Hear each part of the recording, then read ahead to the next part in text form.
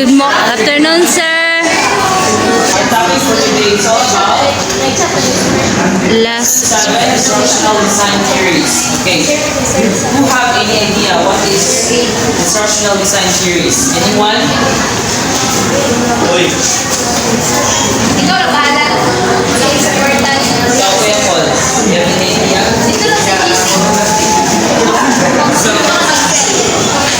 Grade 11 class.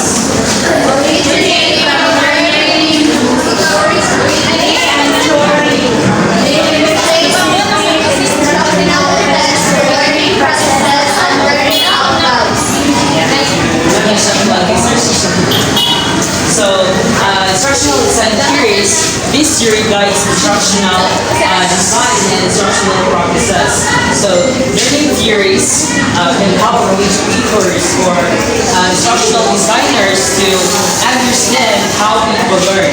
So, using this theory as lenses, educators or the instructional design theories, who are the instructional design theories? Anyone? The teacher. Yes, very good. The teacher.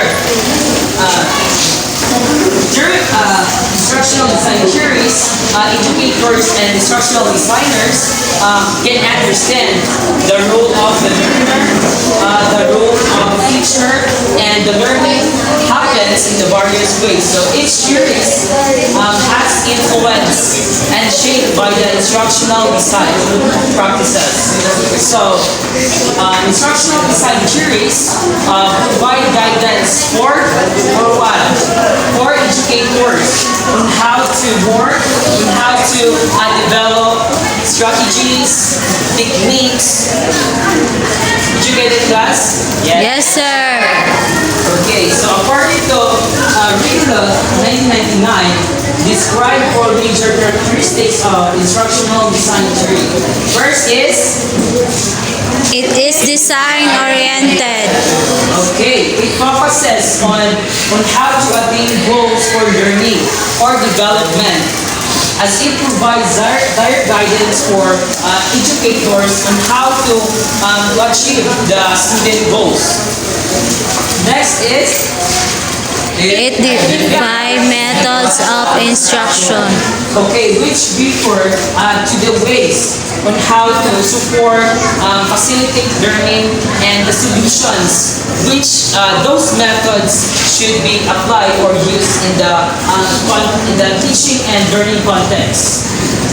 For number 3, The methods of instruction can be broken into more detailed component methods. okay, which refers to provide more guidance for educators, for us educators, and about the different elements that the methods of instruction can be broken into more detailed components methods. So for the last is Instructional design to And control variables in the learning environment to achieve certain results.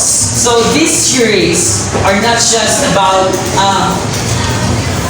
this series is not a learning, it's not just about the learning process, but a systematic one that can be influenced in the various factors. So these factors are we call variables. So did you get it, class? The major characteristic of instructional design theory. So there are two major components in instructional design theory. First is methods of instruction.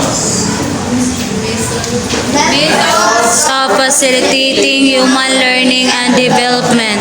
Okay, so this part emphasizes that teaching methods are not just about delivering information, but about engaging learners in a way that promotes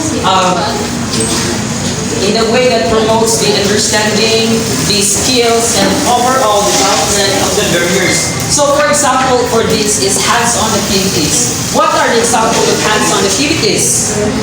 Like what? experiment. Experiment, okay, very good. Another? Problem solving. Problem solving. Essay. So, yes. Like, Also, group activity, storytelling, oral recitation, even the reporting. No? So, those hands-on activities can, the learners can grow their intellectually, their emotionally, and also their socially. So, did you get it, class? Yes, Are you sir. learning? Yes, sir. Okay. Next is Instructional situation. Vision. Indication as to when and when the use those methods and description the condition under which the instructional will take place. okay. These refer to the specific context that can be influenced to the methods or strategies. So the factors that influence methods are learning objectives, the learning characteristics, the available resources or available materials, and the time constraints. So for the learning objectives, what are the skills, knowledge, or attitude should the students or expected to, right? So learning objectives, di ba? yes. Dapat nakalain siya, dapat smart. It should be specific, measurable, attainable, short, and time-bounded. For the learning characteristics, what are the factors that belong to learning characteristics? Like, what are the learner's age, their learning styles, their interests, their motivation? No? For the available resources, what are the materials should be used? You can use technology or integrate technology. And what are the spaces to use in the instruction? And for the last is time constraints. How much the time is available for the whole lesson or for the whole unit. So did you get it? The two major components of instructional design theory. Last? Okay. So now we will examine the three most famous movements for school thoughts that influence the instructional design theories and models. First is behaviorism. Can you please read, class? Our behavioral psychology stipulates that all behaviors are acquired through conditioning, basic assumption, and principles. Okay, here's conditioning. So, who have any idea what is behaviorism? Anyone? Behaviorism. I think you already know what is behaviorism in our English 102 or 101. Behaviorism, who have any idea? Okay, behaviorism, what do you mean by conditioning? Conditioning refers as an individual interact with the environment. So, the behaviorism argues that all behaviors are learned through interactions with the environment. So the learners or the students can learn through his or her behaviors or reinforcement. What do you mean by reinforcement? Her styles are Okay, style. Another idea. What is reinforcement? It's about giving feedback or providing positive feedback to the students. No? It can also giving reward for the teachers in order for his or students to be interested or motivated to his or her discussion. Did you get it? The behaviorism class? Yes, sir. Again, what is behaviorism? It's a conditioning behaviors. The learners can learn through his or her behaviors Yes. and reinforcement. So, specific assumptions or principles that have their relevance in instruction design include the following. First is emphasis. Emphasis on producing measurable outcomes in students. Okay. in instructional designing, what's in instructional designing? It's about lesson planning. So when you're going to create objectives, it should be why? Because if your objective is not measurable, your students will not what? You will not know if the students has or can achieve the learning outcomes. Kasi sa objectives man ta mag-base, di ba?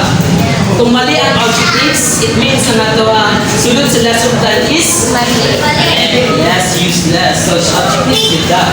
Next is Pre-assessment of students to do. okay. Pre-assessment. I think you have already know what is pre-assessment. It's about the pre-test, right? So in this pre-assessment, the pre-assessment process, the teachers or the instructor tests the prior knowledge of his or her students. And then, the test na the teacher ang prior knowledge sa students, then dito din may balaan kung asa ang strengths and weaknesses sa iyang estudyante. Am I right or wrong? Yes. Okay, very good. Number 3. Emphasis of mastering early step before processing more complex level of performance. Okay. If your subject is English, paano sa mga estudyante, if your subject is English, dito get mag, so it's not easy, no? Paano sa may kabasa, sa pa? Spelling. Dahil, pag umanak, master na sa mga students, yes, construct the sentence. Workshop, spiral progression. No. For number 4, please read, class. Use thinking and practices to ensure a strong stimulus response. Okay, what do you mean by use? Class, anyone? Design. What? Can you please stand up? Can you please stand to share your knowledge about the word use? Yes, you can. You can give your perspective about the word use.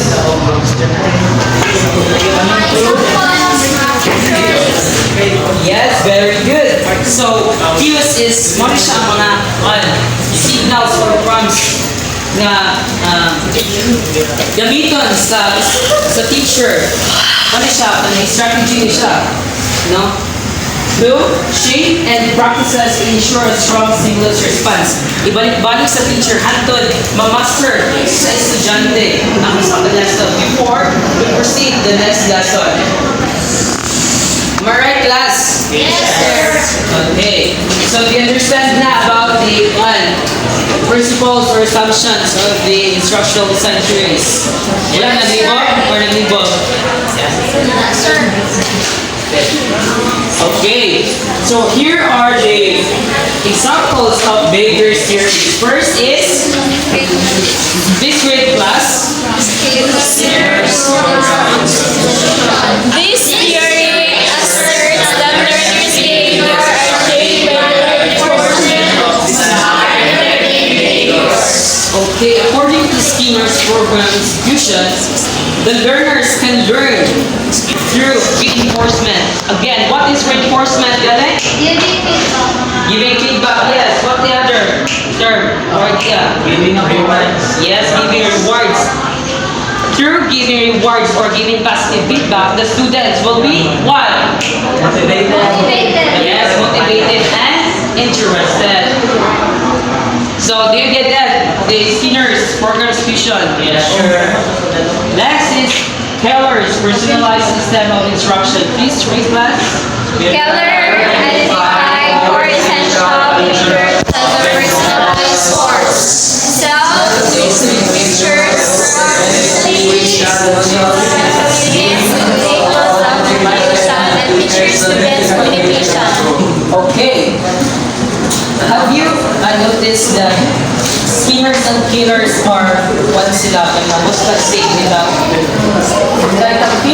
is identifying it into four essential features, such as the self-pacing feature. What's something self-pacing feature? Class, you have any idea? So when we say self-pacing feature, this is where the teacher know the student progress, and the student should master every lesson before proceeding to the next lesson. Dapat i-master yun sa students, hantod ma-master niya, and kaya sa dahil mo, proceed to the next lesson. How about the progressively sequential units? Saan na siya? What? Once or ka na insert. For example, ay naman ang hindi na traffic. Siya mo sa pintas niya. Yes. Kapag siya sa self-pacing feature. The focus dapat siya sa pag-master sa bata sa usa ka lesson. So, next is vehicles of motivation and vehicles of motivation. Kung ano naman ina? Yeah, sure. Mag-hatag o reinforcement as teacher or instructor in order to his or her students to be motivated or interested in his or her discussion. Last, teacher-student communication. There should be communication between the teacher and the students. Why? Collaboration, sir. Okay, thank you. Collaboration and participation. Anong need man ang interaction between the teacher and students? If a student ang sagot pa. Yes, very good. It is very crucial to have teacher-student communication because dili may tabo ang pag-provide sa teacher mga strategies in order to cater the different abilities of students. Dili may tabo ang mga discussion, di ba? So, if the students na difficulties, matabangan sa teachers. So, dapat natin student teacher-student communication. So, nakasagot ba ka na? Yes. Okay.